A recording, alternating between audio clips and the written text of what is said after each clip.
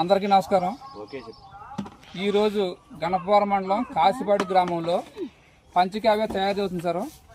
దీని యొక్క కావలసిన మెటీరియల్ సార్ గుమ్మడికాయలండి, కళ్ళు కళ్ళు అలాగే పేడ, మూత్రం, బెల్లం, అరటిపళ్ళు. అంటే ఇవి వచ్చి నేను ఇక్కడ చిన్న చేస్తున్నా సార్. ఒక విధానం పెట్టి డిఆర్సీ వాళ్ళు ఎవరైనా చేసుకోవాలనుకుంటే చాలామంది కొంతమంది రావడం కాబట్టి అభిషేకాలు చేసినప్పుడు దేవాలయాల దగ్గరికి వెళ్తే ఆవు పాలు, ఆవు నెయ్యి, ఆ శివాలయం దగ్గర ఆవు పెరుగు, అలాగే కొన్ని సుగంధవ్యాలు అక్కడ దొరుకుతాయండి. దానిలో విధంగా మనకు కొంచెం ఖర్చు తగ్గే మార్గంలో మిగతావి పేడ, మూత్రం, అలాగే అరటిపళ్ళు, బెల్లం, కళ్ళు మనం తెచ్చుకొని చేసుకుంటే ఇది గ్రోత్ ప్రమోటర్గా చాలా బాగా చేస్తుందండి.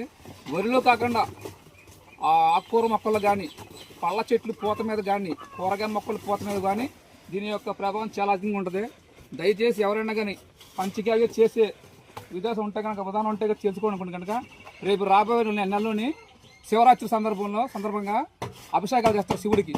అటువంటి పట్టుకొని చేసుకోవాల్సిందిగా మనం చేస్తున్నాను. దీనికి ముఖ్యంగా ఆదరైన వారు మా బిఏ నాగేంద్ర గారు అండి, అలాగే ఎంఎంఎన్ఎఫ్ ప్రసన్న కుమార్ గారు, మేడ్చెట్టు దానయ్య గారు, వెగిరెడ్డి స్వాతి గారు, సముద్రపు జనబాబు అండి. ధన్యవాదాలు. ఏమైనా తేడా చేసి మాట్లాడితే కనుక దయచేసి క్షమించండి.